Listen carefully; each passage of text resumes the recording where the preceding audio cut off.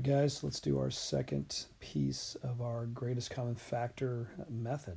Let's continue this on today. Okay, this is just some more practice. Make sure we've got the idea from yesterday and what we did today in class. If I was going to factor this guy, this example up here, I'm looking for what are common factors inside of both those values. So I'll break down that 64, 8 and 8. 4, 2, 4, 2, and I'll stop there and just see what's in the 36. That's a 9 times 4. At that point, a 9 is just 3 and 3. I know I don't have any 3s, so that's definitely not it. So I've got this 4 that's inside the 36, and I see I've got a common 4 here in the 64. So that means I can pull that 4 out. Okay, remember this is like a reverse distributing problem. And what's left of that original 64, okay, that first spot, we had the 64, he's right here. What's left after I take a 4 out of 64? And it's 16. And if you're not sure, just notice we've got the other factors right here. 4 and 2, and then another 2. Whatever's left out of the original set of factors we didn't use, so 4 times 2 is 8, times 2, 16. So once we pull a 4 out, the 16 is left. Then we'll look at the 36, and don't forget his sign. It's a negative 36, and his spot is right here. So we'll go ahead and copy that negative.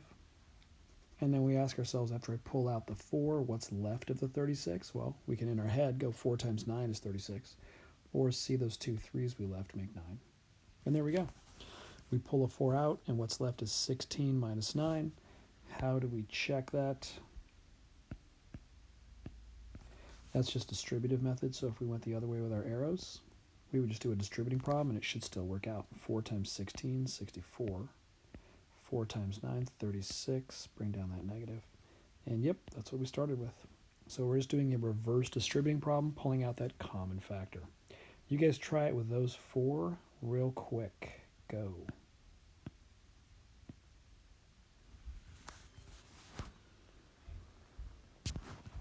All right, let's take a look. Now, you can break them all the way down, but you really want to start catching on to the fact that we can just look at them, and if you see a common factor, it's kind of like fractions, looking for common multiples. It's the same idea in reverse. I'm looking for factors inside of them that are common, and I'm going to see right off the bat. I know a 12 has a 4 in it. I know a 16 has a 4. So I'm going to use that as the common factor. So now I just got to figure out what the other ones are. If there's still room, you increment to the So there's the common 4. Let's use a circle to keep the same thing going. There's the common 4 I can pull out of each. And what's left over is a 3 out of the 12 and the 4 out of the 16. They were subtracting. And remember, I'm just pulling that 4 out, pulling that other 4 out, and we can see if we did distribute. Okay, check your work going back the other way. 4 times 3 is 12. 4 times that negative 4, negative 16. It works. All right, let's walk through these a little quicker. I'm going to look at 36 and 48, and I'm going to think that there's a 6 that goes into both of those, and there's also a 12. So if I pulled a 6 out of the 36, I know it's 6 and 8. 48, oops, got that wrong, didn't I? 6 and 6 is 36. The 6 times 8 is the 48. Okay, so I see right off the bat, there's my common 6. Now, if we stop here, we're going to miss one of the factors. So notice, if I pull out just the 6, and leave the 6, the other 6 of the 36. Leave the 8 of the 48. That was a negative 36, so I'm going to copy his sign and the plus for the 48. If I do that, it's correct, except for the fact that I didn't get all the factors out. I got one of the common factors, but there's still something else common to a 6 and an 8, which is a 2. Okay? You want to look for that. That tells me I didn't pull out everything I needed to. So we want to go back to the drawing board a little bit and go, oh, there's a 2 inside that 6. And there's a 2 inside that 8. I got to pull those out as well. And that's where the 12 comes from. I can pull a 6 and a 2 out on both of those values, which makes a 12. So it shouldn't be a 6 I pull out. It should be a 12 I pull out. And now 12 out of that negative 36 leaves negative 3. Okay, there's that 3 left over. And out of that 48, a 12 leaves that 4 left over. And just make sure you get the plus there. Now, if I were to check, there is no common factor. The 3 and the 4, there's nothing else as a common factor between them. I know I pulled everything out. And again, if I distribute 12 times negative 3, negative 36, 12 times 4, 48. So I know it's correct. Okay, there's my 3 and 5, and a 28. That's a 4 and 7. There is nothing common there. So that's it. That's as far as that goes. There's nothing to pull out. All right, last one. If you have more than 2 terms, it's totally fine. You're just going to have to find something to all 3 of them. And these all end in 5. So I'm pretty darn sure right off the bat, it's going to be a multiple of 5. That one's 5 and 3. That's 5 times 17, because I know that 5 times 20 is 100. 85 is 3 groups of 5 less than 100, so it must be 3 groups of 5 off of that 20, making it 17. 45 is 9 times 5, and there's that common factor I was looking for. They all have that 5. So I'll pull the 5 out.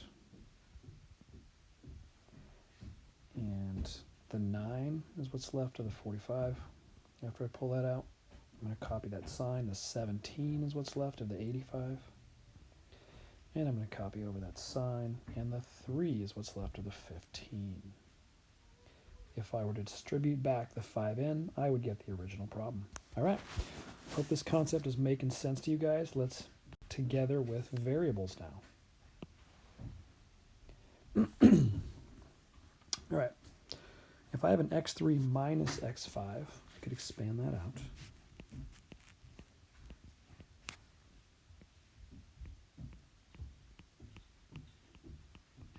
The idea here is that I'm taking out, if we look down here on the bottom, greatest common factor. That's what we're doing here. We're factoring, we're pulling out whatever we can to break this down into smaller groups. So at the moment, an x cubed and an x to the 5th is as simplified and put together as we can. We can't put any more together. We're trying to go the opposite direction and pull that back apart, reduce those, make those exponents smaller, pull things apart a bit. So what I'm looking for is if I have 3x's and 5x's, what is the common factor I can pull out? Obviously, they both have x's. How many x's do they both have in common? They both have 1x. I could pull at least 1 from both of them. They both have 2 x's. I can pull 2 out. They both have 3 x's. Okay. This guy has more, but I can't take any more from him because there's no more x's in the first guy, the first term. So, turns out 3 is all we can take. So we'd end up writing x3. That's what I can take out of both of them. And the distributing idea is the same. If I took 3x's out of 3x's, what's left? Nothing. And do you remember with last class yesterday, or this morning in review, you have to leave something there. So we just leave a 1 as the placeholder. Okay? And then we go to that minus x to the 5th. We're taking 3 of his 5 out. How many are left of him? Okay, we took those 3. How many are left? There's just 2 for an x squared. And again, we can check that with our distributing back in. If we use our exponent rules, x3 times that 1 is x to the 3rd. We get our first term back. And x to the 3rd times that negative x squared. We get that negative x5 when we put that 3 and 2 together. Okay, we'll just do it again. Move this over, give us a little space. And again, if I've got, and don't worry about the sign for now, we'll just copy the sign to the answer. If I've got 6y's over here, 3 over here, I'm just counting how many are common to both terms. How many can I take? One, let's use the marker. 1, 2, 3 there. 1, 2, 3. They both have 3 in common. But that's it. I can't get to the rest of them because this term is done. We took all 3 that he had. He's got no more y's to give. So again, it's y3. We can pull 3 out, and then we'll see what's left over from each one.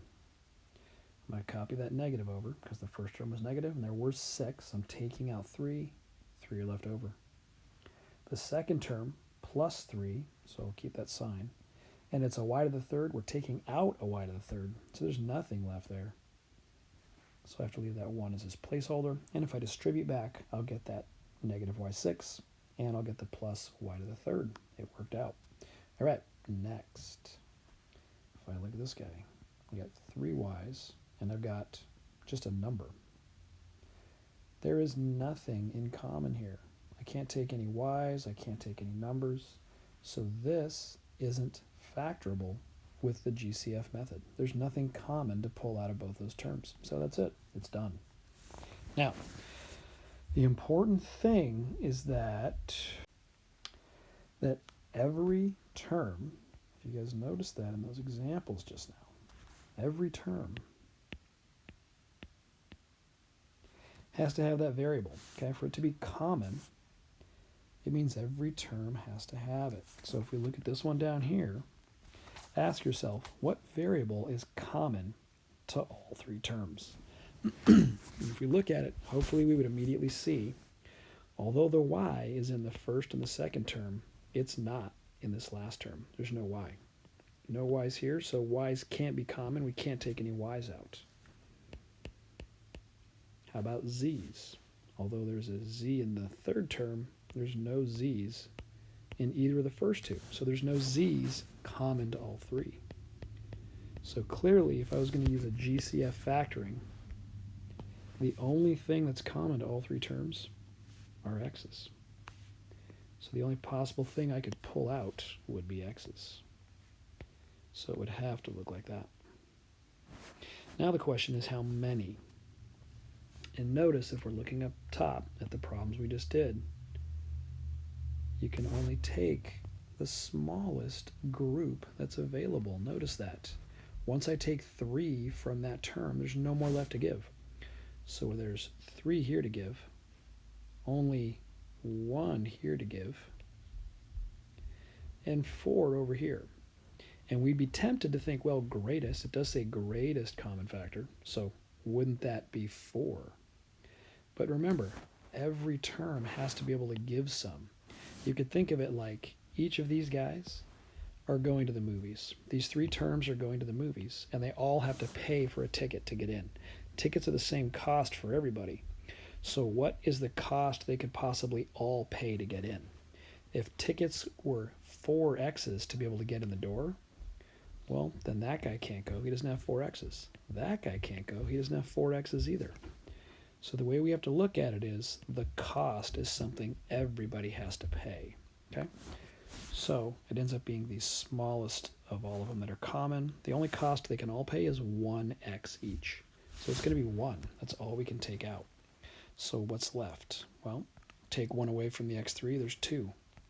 And I'm going to leave his y squared. I'm not touching any other variables besides x because x is all that we took out.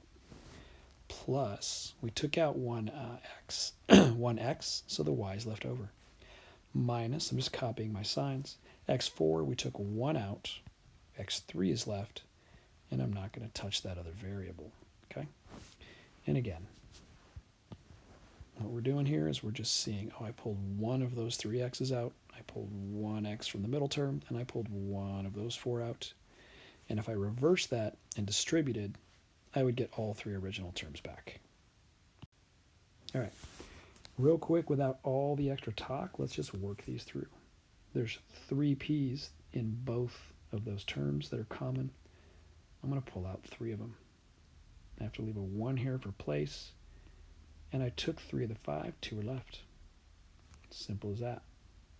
Second one, all 3 terms have to have something, not just 2 of them. And there's no x in all 3 of the terms. There's an x missing at the end. So that's it. This can't be GCF factored. That's as far as that can go. There's nothing common to all 3 terms. Next, I've got x's and y's in both. So I know at the very least, I see x and y in both terms. I can pull out an x and a y.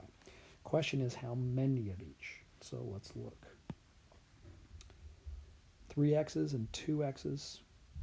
You've got to take the smaller group. Okay, if expanding these out helps you, do that.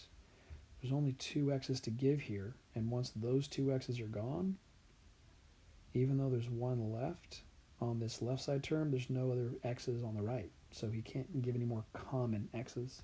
So it's 2. All we can take is 2. Y's, I've got 2, I've got 3. It's the exact same thing in reverse. You can only ever take the smallest group. So y, 2. And now you just fill in whatever's left over. I'm going to copy the signs. And out of 3 x's, I took 2 of them, so 1's left. Out of 2 y's, I took both, so that's it. There is no y to put in that first term. 2 x's were taken out of this one, so I don't put anything. And y3, I took 2 of them. 1 is left. And we can check our work by distributing. Okay, if we distributed back in, we'd get those 2 originals. So note, if there's a common variable, we take the smallest number of that variable because they all have to be able to give one. Once you take the smallest number from that term with the least amount of x or y, whatever it is, they're gone. That term no longer can give, so you're done taking out common variables. Okay, here's a few examples for you to try. Pause it and go. Let's do one at a time. Do the first one, unpause it, and we'll do one at a time so you can keep getting some practice. Go. All right, there's 2 x's available. Okay, they both have 2 x's to give. Copy that sign, and out of the 4, we give 2. 2 are left over. Okay, we had 4, we gave away 2. 2 are there, we give away both of those 2. Nothing is left, so you just leave the 1 for its place value. So if we redistribute it back in, we end up with 2 terms, not just 1 term. Okay, try the second one, go. Okay, this guy, nothing common. There are no y's to take in the first term, so that's it. We can't GCF factor. Next one. Okay, this is just like the one we did up above on the last page. There is an x and a y for both. It's just a matter of how many. I've got 3 here and 1 here, so I can only take 1 x out. Normally you don't need to write it. I'm just going to put it there so you're clear. If I had 3 x's and took 1 out, that leaves 2. Copy down the sign. There was an x here, but we took away that 1x, so there's not anything. No more x's. Y's, we've got 1 here and 2 here. You can only take 1 out, so the y that was here, it's gone. It got factored out to the front, so we don't write it in there anymore. And the y squared, take 1 away, leaves 1 left. All right. Another set. I think you need the practice. Do those 3 as well. Go.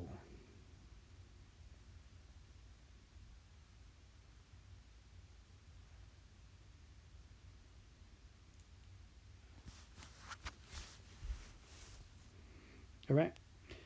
We're looking here, and x is what's common.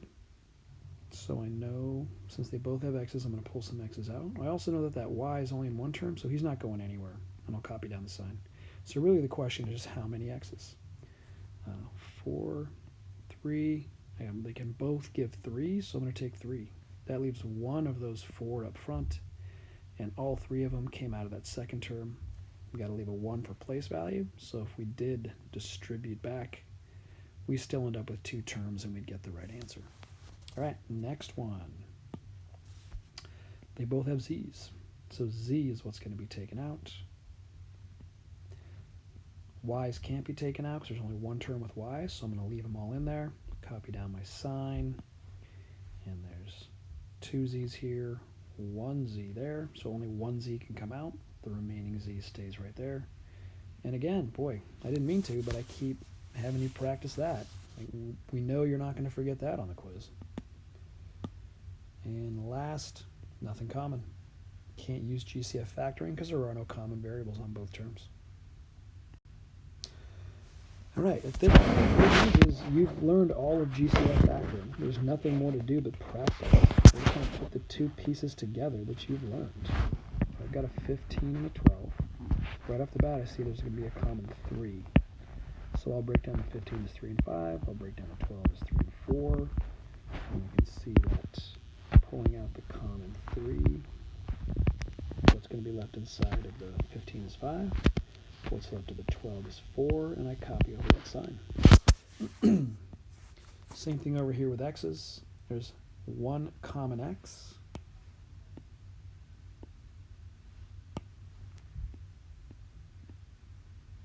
One of those two x's is left, and you got it, the 1 to hold your place. Now, if we put it together, notice I just put these two problems together. And that's a normal, typical GCF problem. You've got one part with coefficients, with numbers, and one part with variables, and we do the exact same thing we just did. I would look for that common value. It's a 3. Take the 3 out of 15, leaves 5. Take the 3 out of that negative 12, leaves 4. And then I look at the x's. I can pull out an x, leaving one x inside on the front, nothing on back. Notice I don't need a 1 here, because 4 times 1 is 4. The 4 is holding the place. So I was able to pull out the x, the 4 is there, and that's it. 3x times the 5x minus 4, and if we checked with our distributing, 3 times 5 is 15, x times x squared, first term works. Try the second one, 3x times negative 4, negative 12x. It worked out, okay? That's it. That's all that GCF factoring is. One part, coefficient numbers. Second part, pull out your variables. All right, let's do a few. I'll show you some real quick. 27 and 15, I'm thinking 3. Pull a 3 out of the 27, that's a 9. Copy down the sign. Pull a 3 out of 15 is 5. And I'm going to look and make sure I pulled out all the factors. Nothing else comes out of 9 and 5, so I'm good. X's, they both have an x, but only 1 on the second term, so I can only take 1 out. 3, take away 1, leaves 2, x squared there. That's it. I see a 12 and a 24, and I'm immediately thinking, well, 12 goes into 24. So that's what I'm going to pull out, is a 12. A 2 remains there, a 1 remains there. Move on to my variables. I've got 3 and 1. I'll pull out the 1 that's there. 2 remains of that one. Nothing remains of the other one. And notice, just side note, what happened here was the entire term, 12y, is what got pulled out, which is totally fine. The way to make sure that's correct is we've got the 1 there to hold its place in case we distribute back. 12 times 2, 24, y cubed, that works. 12y times negative 1, negative 12y, that works, we did it right. Okay, this one may look harder. It's not, it's just 3 terms. So you just got to make sure whatever you pull out is in all 3 terms. They're all even numbers, so I'm just going to pull a 2 out and see if that's enough. So 32 divided by 2 is 16. 40 divided by 2, 20. 28 divided by 2, I'm copying down signs, 14. So if I look again, they're all still even numbers. I didn't pull enough out. I can pull out another 2. So I'm just going to do it again. I'm going to pull another 2 out. 2 times 2 is 4. So now I just pull another 2 out. 16 divided by that second 2 is 8. 20 becomes 10 after I divide out the second 2. 14 becomes 7. And if that lost you a little bit, either way you look at it, the 32, if I pull out the 4, becomes 8. The 40, if I pull out the 4, becomes 10. 28 if I pull out the 4 becomes 7. Okay, whichever way makes sense to you. Now there's no more common factors. So now I've got enough pulled out. I'll move on to my variables. x4, x, x3. They only have one x in common. It's the smallest one. So out of those 4, 3 remain. No x's left on the middle term. It went away. And out of 3 x's in the back, I leave 2. Okay. If we flipped around and distributed that 4x back in, we would get our 3 original terms. There you go. All right, there's 3 more. Give those 3 a try. Let's go. Well, I think the thing is like, Okay. First off, I want to get a little bit of room here, so I'm going to move these over. I'm looking at 8 and 12, and I'm thinking 4. Take a 4 out of 8, leaves 2. Take a 4 out of 12, leaves 3. No more common factors, so I'm good to go. Variables, I can pull out 1x, leaving no more x's in front, and 1x back here. There you go. If you weren't sure and that one just helped you, pause it again and do number 2 and 3. Okay, I'll keep going forward, assuming you are getting it. 18 and 24, I'm thinking 6. Now remember, anytime you don't see a common factor, just start breaking it down. You can find it if you start doing your factor tree. And right there, there's that common 6. I'm going to pull that out and leave the 4 on the inside. Copy as sign. Don't forget that sign. Copy down the 3. There's nothing else common with a 4 and 3, so I'm good to go. I'm going to go to my variables. 3 and 1. Again, pulling out 1. Leaving 2 here, and that variable disappeared. All right. Last one. 18 and 36. 18 times 2 is 36. This is really where having strong multiplication tables and factoring really comes in handy. It's a big part of factoring. The whole factoring family, all the different types. I know I can pull an 18 out, so that negative 36 becomes 2. 18 divided by 18 is 1. We just leave that placeholder 1. And boy, I just keep having one variable, don't I? Kind of becomes monotonous. You guys really aren't having to work. And I need more space up here.